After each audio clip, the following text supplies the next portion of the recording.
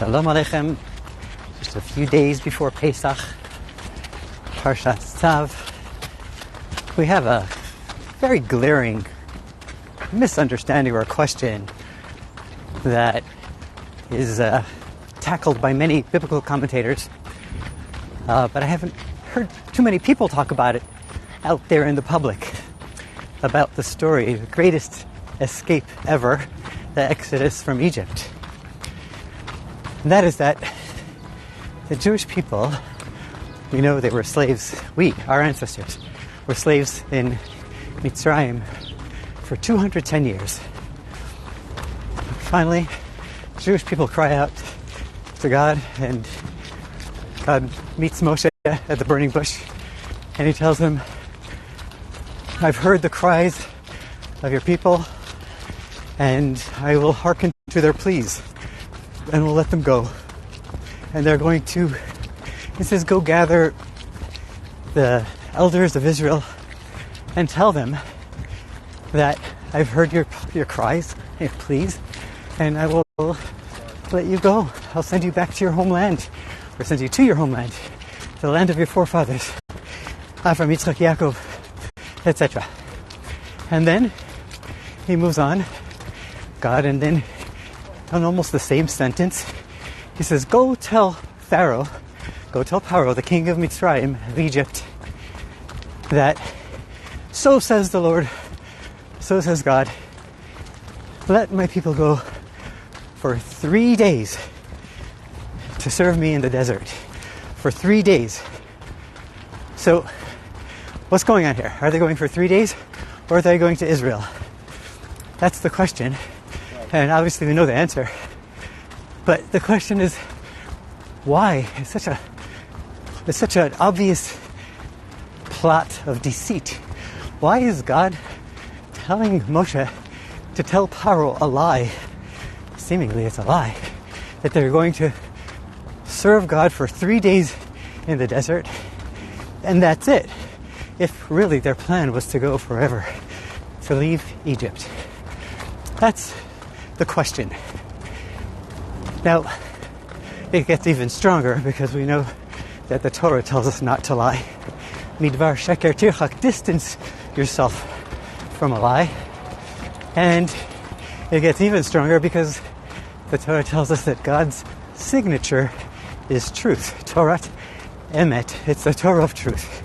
So we have all these instructions how we should be so careful about not lying, not fooling people, not tricking people. And here, God himself, in the start of our nation, thank you, he actually tells Moshe, go ahead, let's start this whole process with a big fat lie. Tell Pharaoh that you're going for 3 days in the desert. So that's the question. Before we go answer it, I'm just going to pop in a little verse from this week's Torah portion, Parshat Tzav. In this week's Torah portion, it's the second parsha of the book of Vayikra, of the book number 3 after Exodus, and talks all about the korbanot, the sacrifices, and the whole priestly service in the temple, in the Beit HaMikdash, or the Mishkan. And there's one quote, the Rebbe quoted in the Hayom Yom, in the calendar, in the daily insert in the calendar. There's a quote, it says, Eish, talks about the altar, that Eish tamid tukad al hamizbeach lo tichbeh. There should be a continuous light on the altar. It should not be extinguished. There should always be a fire on the altar. That's the translation. The Maggid of Mizrich, the successor of the Baal Shem Tov, he explained it thus. He said, Eish tamid tukad al hamizbeach. He says, we, now, in the times when we don't have a physical temple, we are the temple, and our heart is the altar. We have to have a burning fire towards God on our altar in our hearts. Eish tamid tukad al hamizbeach. And when we do that, the simple meaning, lo tichbeh, don't ever extinguish it. And the deeper meaning, or the relevant meaning for us, is that lo the negativity in our lives, tichbe, will be extinguished. So that's a prayer and a blessing. And when we keep the flame of God alive in our hearts, God will extinguish all the negativity, all the things that we don't want to happen in our lives. So going back to the question over here, so to repeat the question very quickly, the Jewish people, the Torah says, escaped Egypt. They told Pharaoh that they're going to be leaving for 3 days, and then they tricked him, they deceived him, and they left forever. Why did God do that?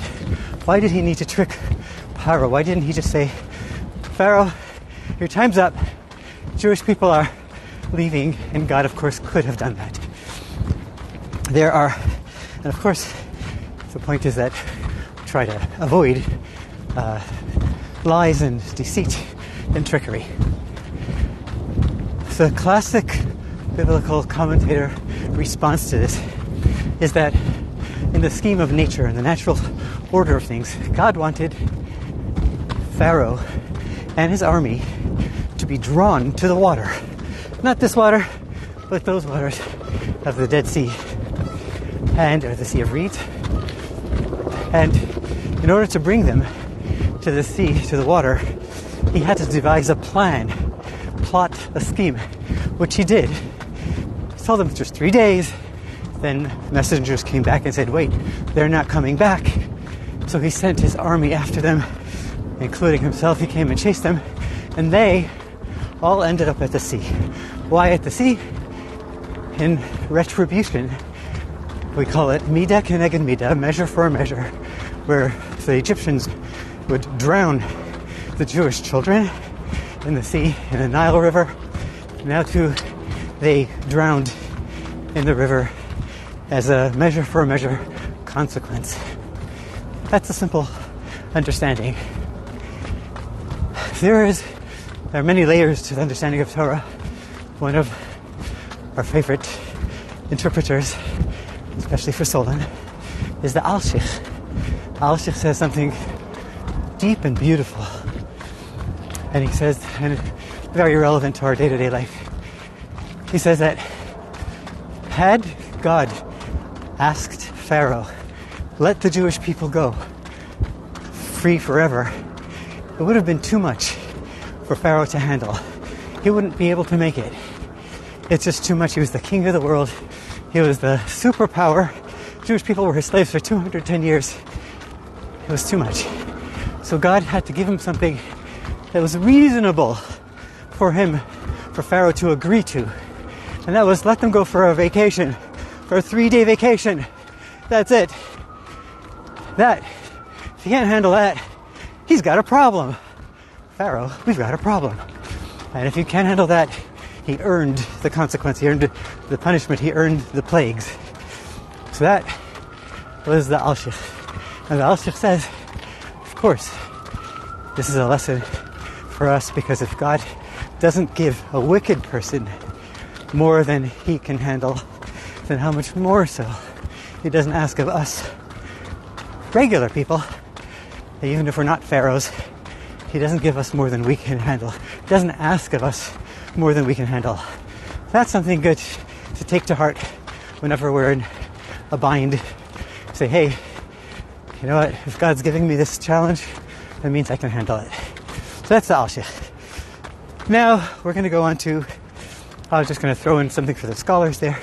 For the scholars that view this or listen to this, it does say that God hardened Pharaoh's heart, and therefore it seems unreasonable to give a consequence when you harden someone's heart and you don't give them a choice. But the Torah tells us that for the hardening of the heart actually started only after the first 6 makot, the first 6 plagues, in which Pharaoh did have the choice to agree wholeheartedly to let the Jewish people go. After that, God said, okay, we're done. And the game is over. Okay, moving on. Now we're going to go on to the Hasidic interpretation, which is really the main reason for this talk today. The Alter Rebbe, first Chabad Rebbe in Tanya, in the seminal work of Chabad. He says that in our daily struggle between the two powers within ourselves, the good and the other, he says we are like the people in Egypt. And the little negativity in ourselves is our personal Pharaoh. And he says this, he says the Jewish people had to run out. They had to escape. They had to be chased out of Egypt, or literally chase themselves out of Egypt, because they were steeped in the Egyptian culture for 210 years. The Kabbalah tells us that there's 50 gates of purity or impurity, and the Jewish people had already reached the gate 49 of impurity, which means to say that they were on the verge, on the point of no return, on the cusp of not being able to be redeemed. There was just one level left of this purity that they had within. And that's why the Torah says, Ki varach ha'am, the nation fled, they escaped. Why?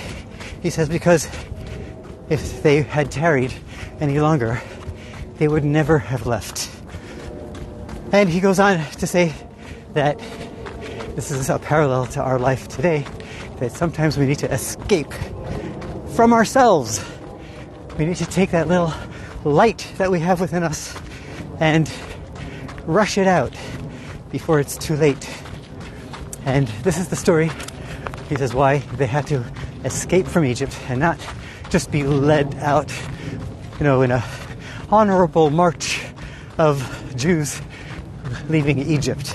They had to rush, they had to escape because their bodies didn't want to go. Only their soul, a little part of it that was left pure, wanted to leave. So they had to grab that little part and run before it was too late. Symbolically, we could say this is the same thing for us. That's why they needed to have that 3 days. So that 3 days, the Jewish people did know. They knew that they are leaving Egypt permanently. But what's this 3-day idea is a lesson for us for today and now, that sometimes we're not ready for a complete transformation, even to do what God wants. A person might not be ready.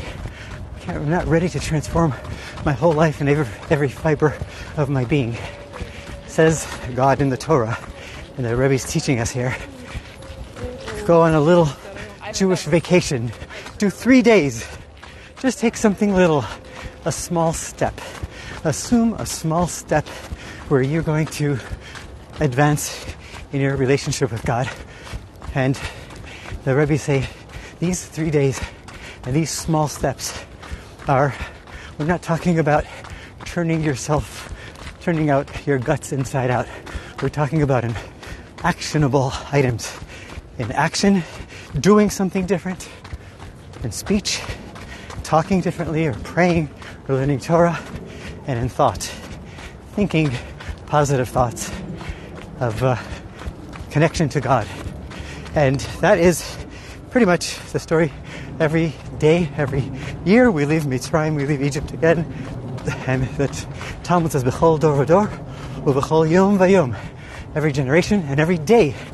Chayav Adam lirot et atzmo ki'ilu hu yatsa hayom miMitzrayim. A person is supposed to see themselves as if they're leaving Egypt today. So we have that mission and that power and the potential to leave, to take the little light that we have, that little spark of light, and we have to believe and realize that it can overcome all the darkness that we've had in the past in our lives, cosmically, globally, historically, and also in our personal life. And that little light can chase us out of Egypt. We can chase ourselves out of our personal Egypt. And finally, just to end off this weekend, on Sunday is Yud Aleph Nisan. It's the Rebbe's birthday. If you can go to the Rebbe's Ohel, it's a good idea to go to the Rebbe's Ohel and ask for a blessing. And the Rebbe also asked that we make sure, everybody, make sure that our friends and neighbors, not just ourselves, have enough matzah and kosher for Pesach food. you're able, if you know somebody who needs matzah, you can reach out to your local Chabad rabbi, myself included, and we will do what we can to make sure they have matzah. And you could do the same. And if you'd like to sponsor some of it, some of you are already doing that, sponsoring the matzah for your community. And if you haven't yet done that, you can do that today too. God bless you. Lehitraot. Sei gesund.